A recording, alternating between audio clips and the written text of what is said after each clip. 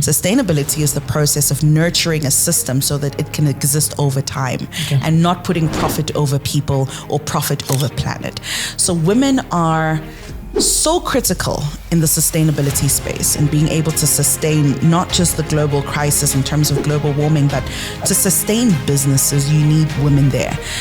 We have this mindset of longevity where in the same way that you watch a child grow, a woman wants to see a business grow and she wants to invest into it in the same way she would invest into her child. Whereas and again, these are just generalizations, but a lot of the time men come into a space to make money and to build themselves. They want to come in there, they want to build themselves, they want to make money, and then they'll move on to the next best thing.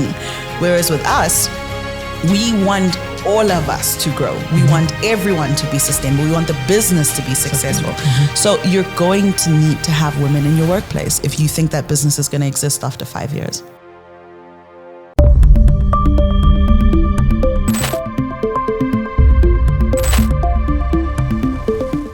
Hello, beautiful people. I hope you're good. It's your host, Kambembo Nehemie. Welcome to another episode of Salt.podcast.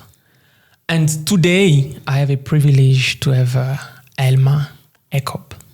How are you doing, my sister? I'm so good. I'm excited to be here, excited to have this conversation. And yeah, I'm happy. Thank you so much for coming to the show. Can you please introduce yourself? I'd love to. Oh, okay. So my name is Elma, as you rightfully said, originally born in Cameroon, and I've lived in South Africa for about 16 years now. So this is home, and Cameroon is home as well. As those who are from Cameroon will recognize this print. It's called Togu. It's what all Cameroonians wear. It's how we're recognized. So I always carry a little bit of myself everywhere I go. I am a business person. I'm a CEO and founder of a company called Elevate Africa Academy, where we train public speakers and voiceover artists all over the continent, because your ability to speak, your public speaking ability, is what opens the door for you, regardless of how qualified you are. I'm also a TEDx speaker. My TED Talk, which is titled The Dangers of Western Feminism, is one that a lot of people have seen. So I get asked to speak a lot on my ideas about feminism in an African context. What else? I'm a PhD candidate, so I'm currently working on my PhD. And yeah, I think as the conversation goes on, if I've forgotten anything, I will bring it up. I think you forgot a lot of stuff. Just to mention that she's a voiceover artist. Yes. She has worked with Disney, Netflix, DSTV, and 100 more companies. Guys, imagine that. So now I even feel like just writing and not speaking, because, you know, the kind of person she is. What comes to mind when you hear the word empowerment? When I hear the word empowerment, the first thing that I think of is a hand reaching out and pulling someone up. And why I say that is because empowerment requires some sort of action from one group to the next.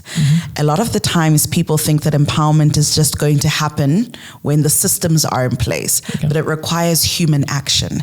It requires a group of people or an individual to actively reach out and pull someone up, whether it be financial empowerment, gender empowerment, age-based empowerment, whatever the case needs to be. Someone has to be, from a point of privilege or from a point of experience or from a point of qualification, someone needs to reach down and pull others up. And how do you empower yourself?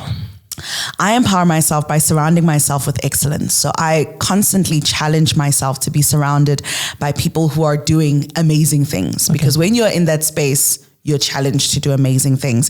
I empower myself by making sure that I'm well versed and well knowledgeable about topics I'm speaking on. I understand that being a speaker, a lot of the time speakers get platforms because they have nice voices, but the content of what they say is not that great. And so I make it a mission of mine to make sure that my content matches my delivery. So yes, by surrounding myself with the right people, empowering myself by upskilling, giving myself knowledge, and surrounding myself with the people that I'd like to be like and the people who I can see myself mentoring one day. Okay. So that's really interesting. And, you know, you are just channeling my thoughts in a lot of lines. So now I just need to recollect them and come back to normal. But I want first of all to focus on the business side of your life, because I know that there's a lot that we're going to touch on. But let's go for the first one. So what inspired you to start Elevate Africa Academy, and how does that shape your perspective in women empowerment? Excellent question. I think what motivated me to start the company was, I've always said, if you want something and you don't find it, you create it yourself. Okay. So I've heard of friends saying that they don't like standing in bank queues. And so I've told them, create a bank that doesn't require you to stand in a queue. and then you won't have to stand in one. So with Elevate Africa, growing up, I've always been a speaker, and I've always wondered, or I've always seen the role that speaking has played in my career. How I would go to job interviews, and even though I'm not the most qualified person, because I sound like I'm the most qualified, because I'm confident I'll get the position. Okay. Or we'll be in a room full of people and they'll recognize me because I've said something, and everyone thinks, she must be so smart. And I might not even be the smartest one in the room, but based on how I speak, people would give me opportunities. And so I thought to myself, one of the main things that the African youth and African people in general are missing is our ability to communicate. Culture tells us as young people that you shouldn't speak when your elders are around. Yeah. As women, we're told you shouldn't speak when there's men around. We're even told don't look into their eyes when you talk to them because it's disrespectful. So when we talk, we look down. And what you realize is that plays a role in your career, because now you get into a working position. You can't look into the eyes of your colleagues, so they can't trust you. You can't speak to your boss when something's wrong because you feel like they're coming from a place of superiority. So no one recognizes you, no one notices you. You get your job, you go home, and that's all. You don't grow. So I started the company to empower Africans to have the confidence and ability to speak. Okay. As a woman, seeing women run businesses has always excited me. Being a female CEO, I launched my company when I was 21. And it's just always been a thing for me that when you see representation, you believe it's possible. And so when young women are able to see us start our own businesses and not say that we want to work for someone, then they can see that it's possible as well.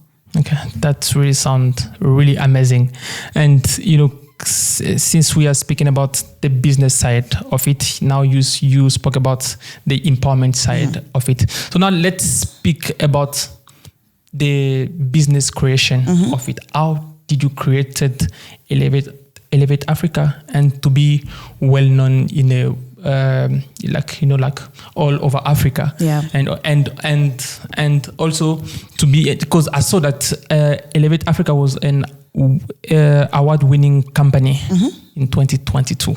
How did you feel about that accomplishment, and how did you build that business to get there? Yeah, great question. So in 2022, after only 1 year of existing, we won the top youth-owned education brand in South Africa. And what that meant was you're doing something right. Okay. I think recognition always tells you that you're on the right path. People can see you're doing something right. And so keep doing it. How did this business start? I wanted to train. What did I have? I had my voice. I had my laptop. And I started training. Okay. So it wasn't, and I always tell people who want to start businesses is you don't need to tick all the boxes to start.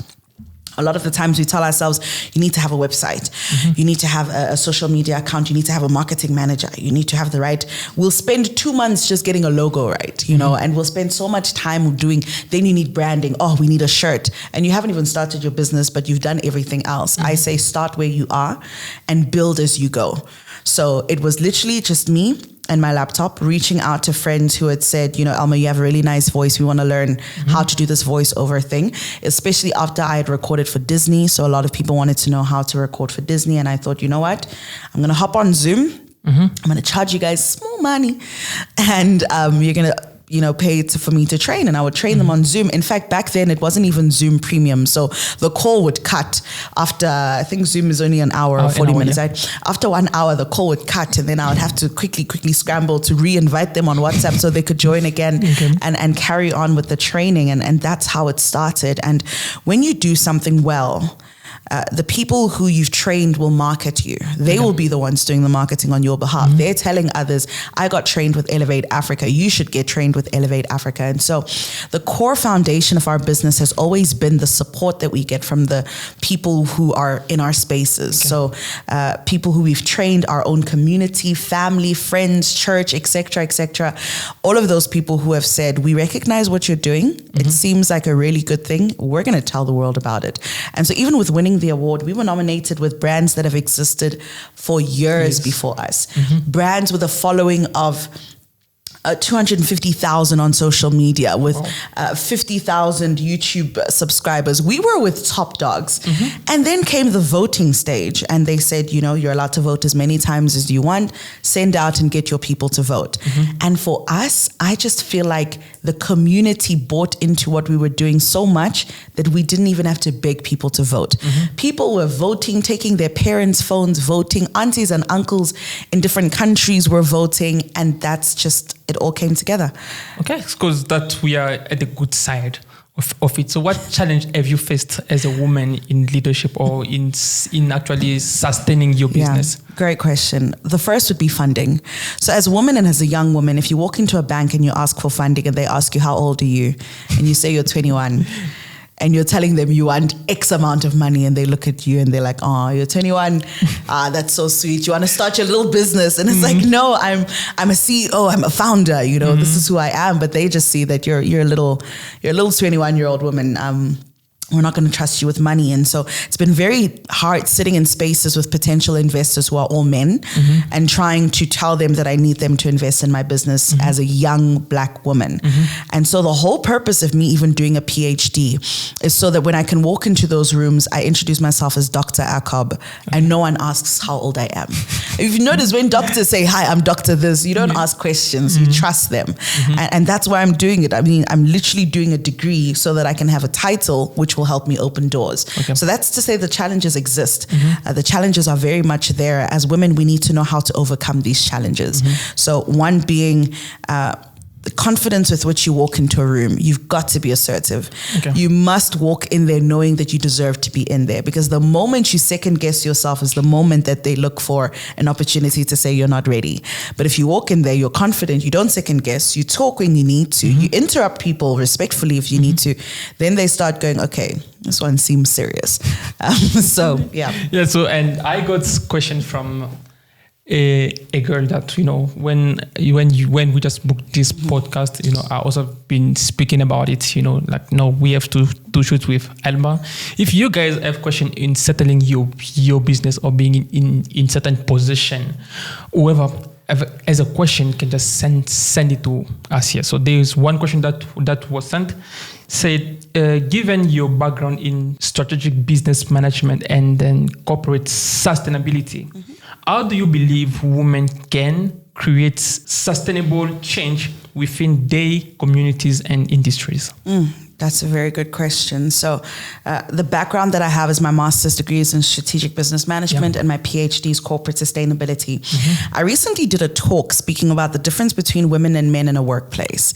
And it's going to be out soon, so you'll be able to see something about that. But why I did that is we've got to recognize that we are different. I think one of the things that I struggle with some of the movements and some of the beliefs of the feminist movement is that we're not different. We are. And our differences are so important.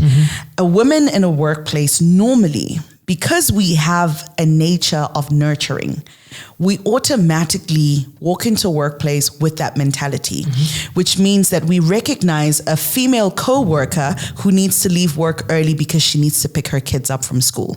Or we recognize another individual who's missed work because their child was sick. Something that male or men in workspaces would not recognize because they're like, if they're sick, find someone to look after them. And as a mother, a lot of the times you can't just find someone to look after them. And so why am I saying this? This ability to nurture, this ability to have a caring heart, this ability to not just be focused on profits is what sustainability is all about. Sustainability is the process of nurturing a system so that it can exist over time and not putting profit over people or profit over planet. So women are so critical in the sustainability space and being able to sustain not just the global crisis in terms of global warming, but to sustain businesses, you need women there.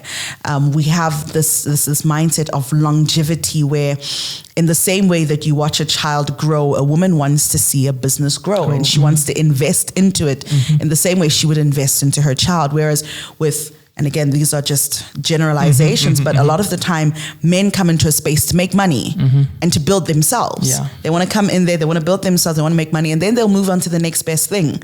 Whereas with us, we want all of us to grow. We want everyone to be sustainable. We want the business to be successful. So you're going to need to have women in your workplace if you think that business is going to exist after 5 years. Oh, now there's something that I really didn't know that I'm just learning now about a woman, because most of the time, that you are, first of all, right about our men do stuff or our men think, we just go based on our interests. I'm like, I need money to start my business. I'm going to take this job for 4 years. As soon as I have my money, I'm out. Exactly. But women, they just believing on starting with the small that they have and growing. The same way they see the kid like being pregnant, giving birth, and then witnessing the growth of the small kid. And now I want a bit to speak about, because when you were speaking, you just indirectly spoke about feminism.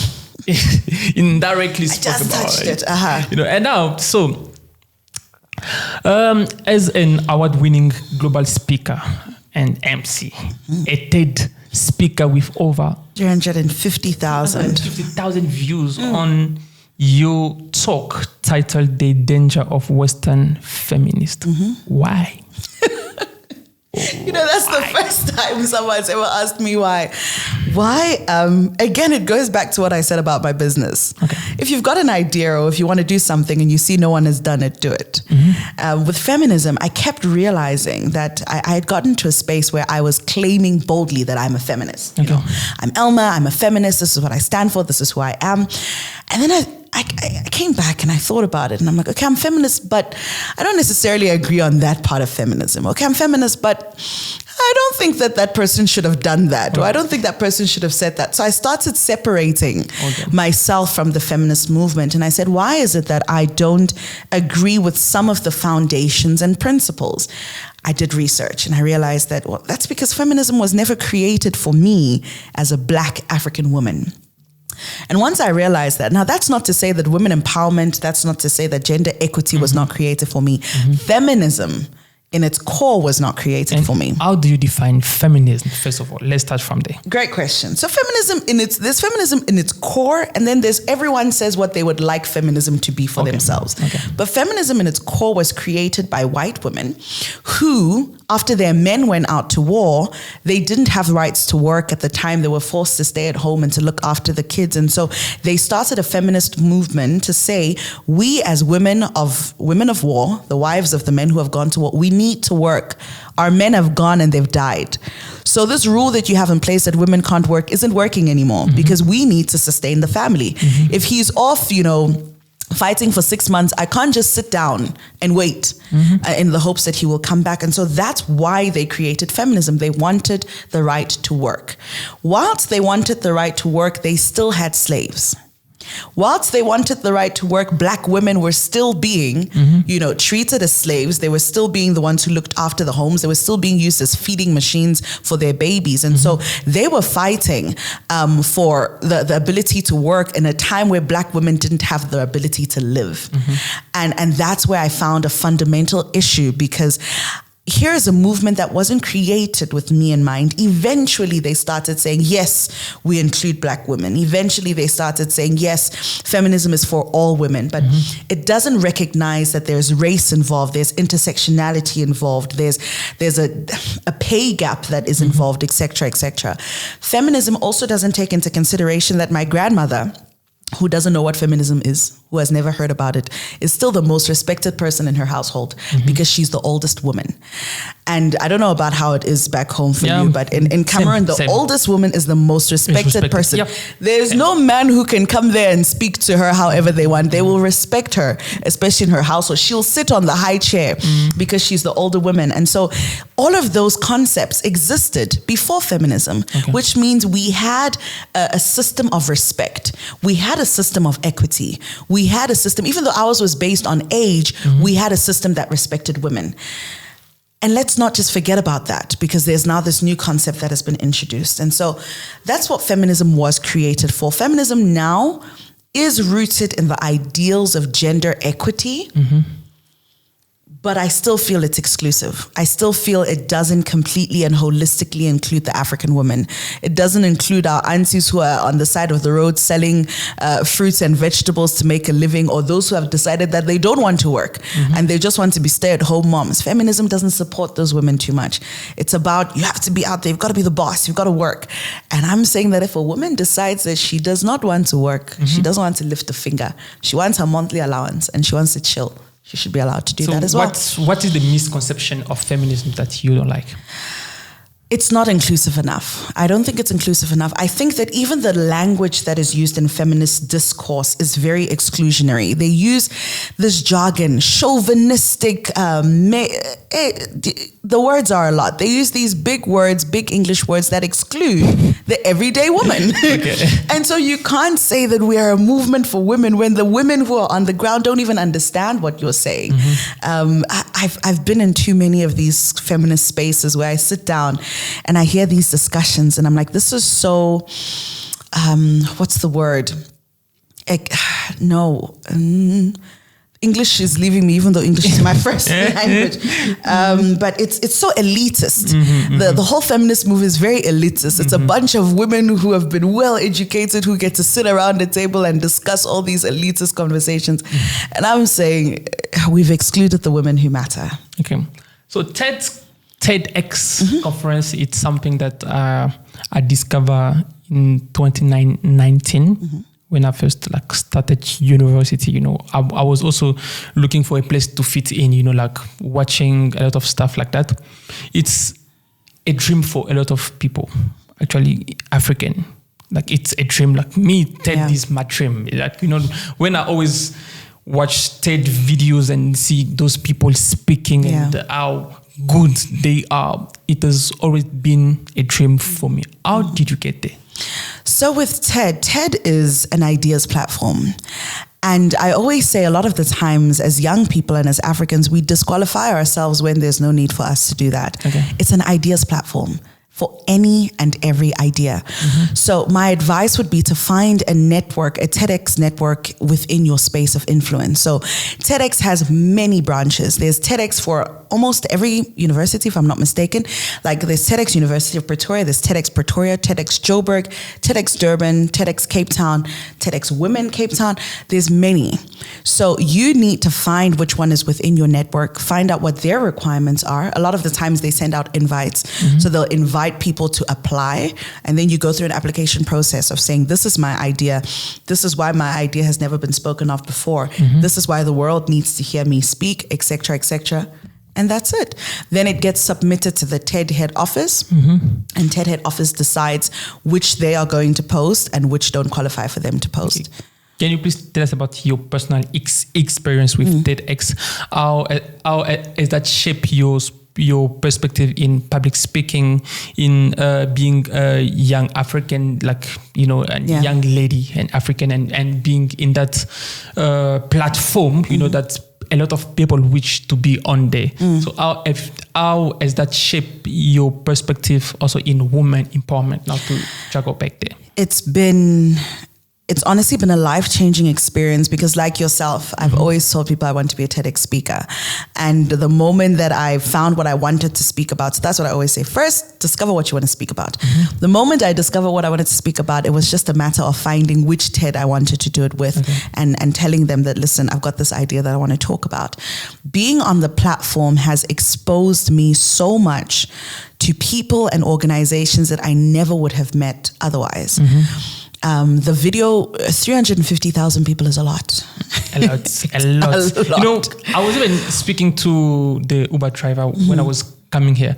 As I asked him, like, just imagine you organize a conference that over 30,000 people can come to. That's going to be like a football match. Exactly. Like a stadium full of people. Yep. So, but just because it's online, that sometimes we don't see how massive it is. True. That's filling up one of those, Beyonce stadiums or whatever it is for a concert, even more. And with online platforms, people choose to watch it. That's what I always say. They've either searched or they've actively sat down and clicked on it and watched it. So 350,000 is a lot. Since the TED Talk, I've been invited to so many things that I never would have had access to without the TED Talk. Okay. I've spoken in Germany, I've spoken in the US, Saudi Arabia, all concerning women and feminism. And I always, I laugh with my mom and I say, look, I never studied gender. There's people who have dedicated their lives to studying gender, but I had an idea. And this is what I mean by we disqualify ourselves. We tell ourselves that because I didn't study it or because I'm not an expert in the field, I shouldn't say anything. And so we end up remaining silent. The TEDx platform is for ideas. Qualified or unqualified, it's for ideas. The reason why you're able to watch it is so that you can engage and say, I agree with this person, I disagree with this person is completely wrong, this person is completely right. And if you go onto the video, you'll see the comments, there's like over 2,000 of them are just people agreeing and disagreeing and fighting with each other.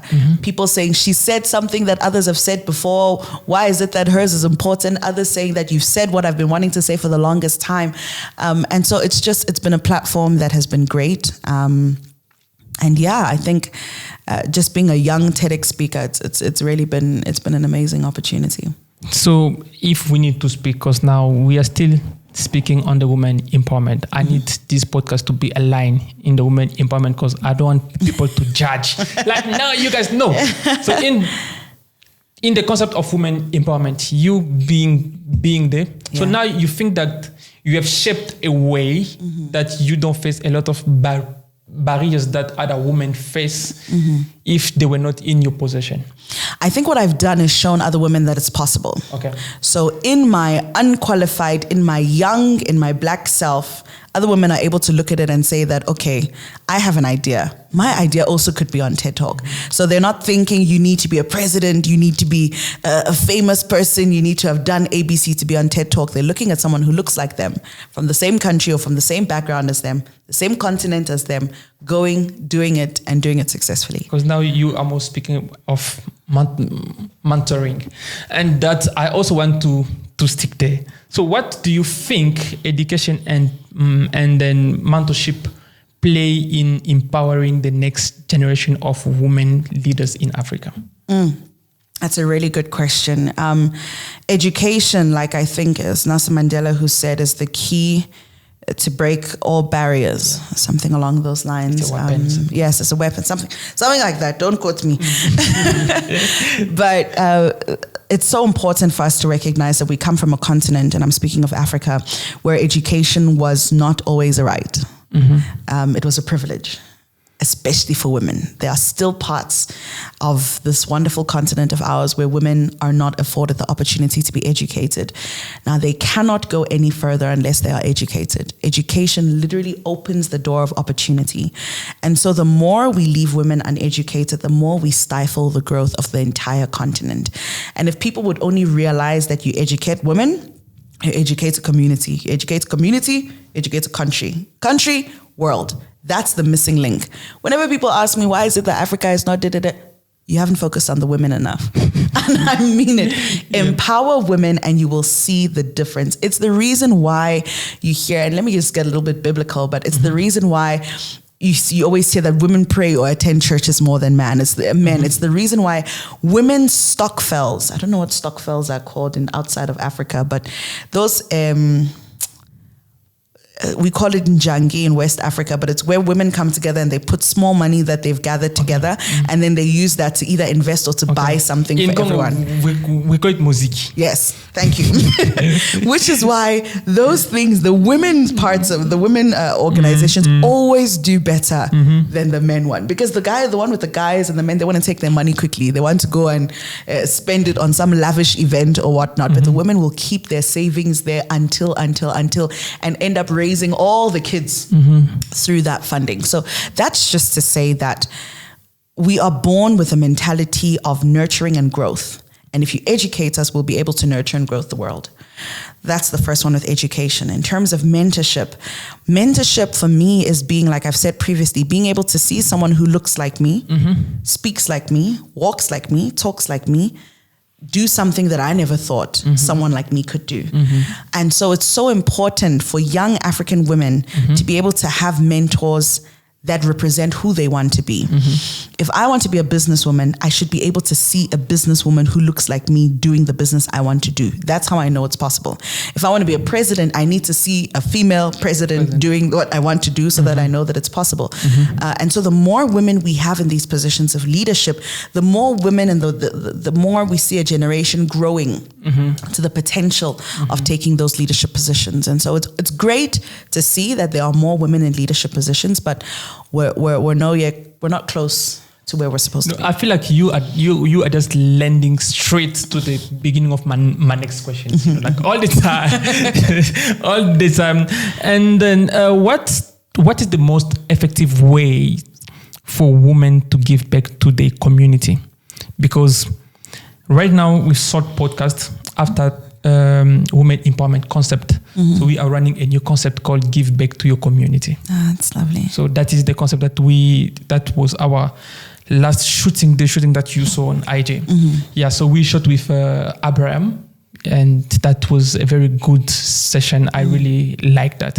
So what is the effective way for women to give back to the community? So that's gonna be the way we're gonna explore more.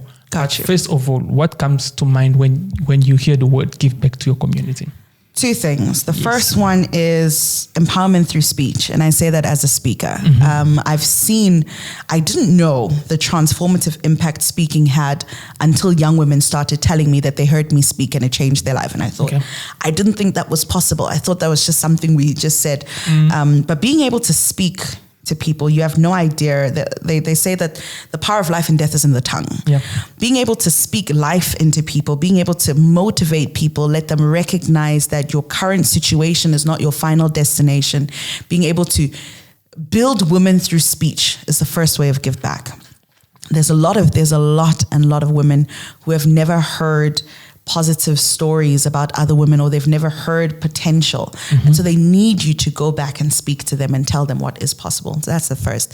Secondly, don't just speak. Open the doors. A lot of the times as a speaker, we speak, we say nice things, it works. But then everyone says, okay, now what? And that comes the giving back by opening the door. You've experienced a barrier to entry. If you have experienced a barrier to entry, that barrier cannot still exist after you've experienced it. It is your responsibility to make sure that barrier is broken down. This glass ceiling, these restrictions, the moment you have crossed it, it's got to go. And so it is your responsibility to start pulling your sisters up into those positions. Anyone who knows me knows that if I have an opportunity, I will find my people. I always say that. I will find my people and give them the opportunity because I know where they're coming from. So if it's that there's a position at work where they're looking for someone to employ and they say, do you guys have any suggestions? Go to the place where you know people are qualified and would not have any other way to get to that job without you being there. You're in your positions of influence for a reason. So use that influence, use it wisely so that you can bring other people into spaces. That's a really good approach. Did you really apply it in your daily routine? Like every time that there's a open door, every time that there's a place there, you just plug people, and that's really, really good. Can you please share a bit with us? How does the community that you came from looks like? Oh, that's such a good question. Sorry, whenever I speak about community, it makes me so happy. I come from a very humble background. Like I said, born in Cameroon. Dusty roads, the whole, I don't need to paint a picture. If you know West Africa, you know where we're from. Humble background, Cameroon, very Christian household. But one thing my parents decided from a very young age was that they were going to have the most educated kids. So 3 girls. Now, 3 girls in a West African household sometimes is seen as a negative because they're like, you don't have any boy, you don't have any son to take your name and carry your lineage. But my dad was the most excited. He said, I'm going to make sure my daughters beat all your sons in everything they do. So I'm going to make sure my daughters are the top in maths, in science. Everything your sons want to be, my daughters will be. And so they invested in us from a very young age. And I'm so grateful for that in terms of our education. We used to have these like British teachers who would come and do, I think for them it was like give back, but they would come into Cameroon. And so our parents made sure that we were in schools like that. We learned English, and we learned English well so that we could, participate in an international world. And then they also told us, my dad had a PhD, and he said that his vision is for his entire family to have a PhD. Okay. So thus far, as I'm speaking to you, it's Dr. Akob, my dad. It's Dr. Akob, my mom. It's Dr. Akob, my sister 1. It's Dr. Akob, my sister 2. And you are there. And I'm currently busy with mine. Okay. And so for someone to have that sort of a vision like my dad, and to say that this is what I want for my family, and not to force us into it, we're all willingly doing it, and to see it come to fruition, I definitely applaud him for that. But I also came from a household where that same dad would cook if my mom wasn't available. Wow. That's it, because my mom, she worked international jobs. That same dad would make sure that we were well taken care of. So I grew up in a household that was, and I'm grateful, and I think that's what shaped my mentality. And it's important that when you interact with people, you understand where they're coming from and how that shapes their mentality before you even judge them. Yeah. So growing up like that exposed me to what a working woman looked like, because I saw my mom. She was the first one in the neighborhood to drive a car, to be able to drive. And I learned that, okay, women drive cars, it's possible. So my background, my community has definitely played a role in who I am, how confident I am, the way I speak, the way I carry myself, and even in the future partner that I'm going to be with. Because again, I've seen my dad, and I'm not saying that everybody, I'm holding him to the standard, but I've seen my dad. Yeah. And so I know what is possible. I know what is. So your community was a bit restricted to your own household. I do appreciate that. So I want to know a bit of the entire village. Let's just speak of the city, if it's a city, village, town, or whatever. Because I know that I can come from a good household, but my community is not fostering that person that I want to become, or aligning to the vision of my father or the house that I'm from. I was your surrounding. I was your community, because I know that I can come from a good household, as you said, but I copy some stuff from friends, and that can also impact or influence how I'm growing or where I needed to be. Let's make it practical. Like back home, there's kids that are from good household, but they end up smoking weed. Exactly. They end up taking drugs because they copying from the community, or they think that the parents are too tough with them, and they just want a bit of freedom. How was yours? How was your experience? That's a good question. It's a good question because, look, my community starts with the 5 people that I've mentioned, like you rightfully said. And why is that? Because I left Cameroon when I was 8 years old. Okay. So I didn't actually have an opportunity to really immerse myself in the greater community from a Cameroon perspective. Moving to South Africa at 8, and it was in KZN, KwaZulu-Natal, Durban. If you're in KZN, you have to Kulumisi Zulu. If you don't speak Zulu, you're not going to fit in. And so therein, I had to struggle to fit into a community that I didn't understand. I didn't speak the language. I didn't know what they were saying. And so where did I go? Back again to those 5 people that I knew and that I was raised with. And so I don't know how my parents did it. But they instilled such good values in us that even though they left, they went back to Cameroon when I was 15 years old. I've been in South Africa alone since I was 15. Wow. Normally, you would think if you leave a teenager in a country alone, by the time you see them again, they've rebelled, they've done this, they've done that. But I was raised with values in such a way that them leaving didn't change those values. It just meant that I was now existing in a community, but as an individual who was part of that family. What I will say, though, is now going back home, because I go home often just because I'm trying to, really understand who I am and where I'm from. It's got its pros and cons. It's got those who say, you're such a good inspiration to our kids. This. They really look up to you. Then you've got others who are like, why are you guys studying so much? You know the normal community of you are studying so much. You're not married. There's so many doctors in this family. Aren't you guys tired?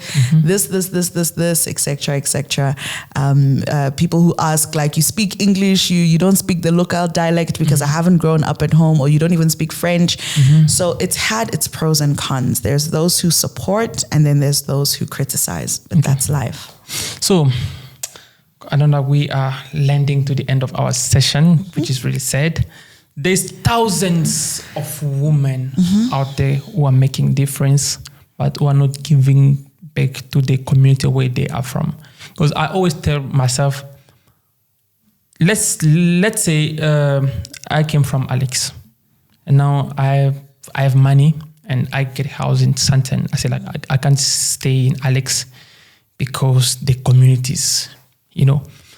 I want a change community, but I'm staying away from that community. Yeah. How is the change going to be implemented? Exactly. What's going to be your call out?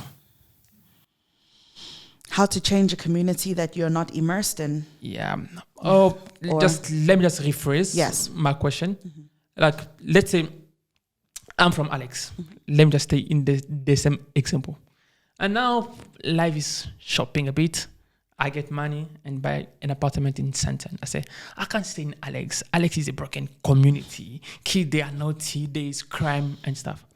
I want a change community, but I'm aware of that community instead of implementing that change. And a lot of women are doing that.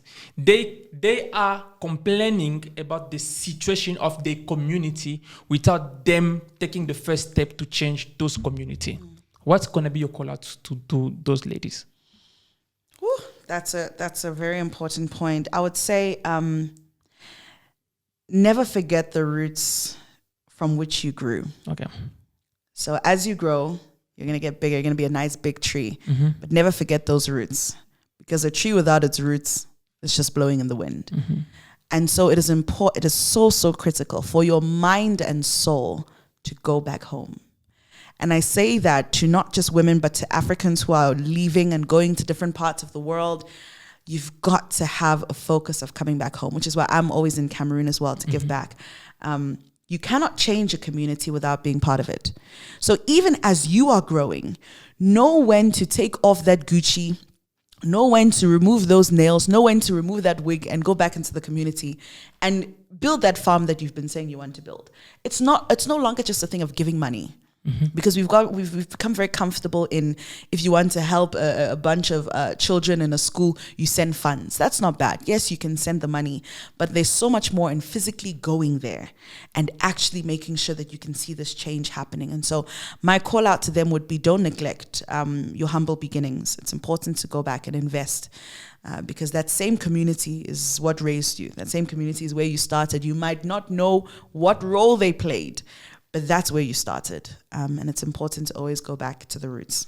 Thank you so much. And how do I participate to your next session? How do we have a next session? Yeah, how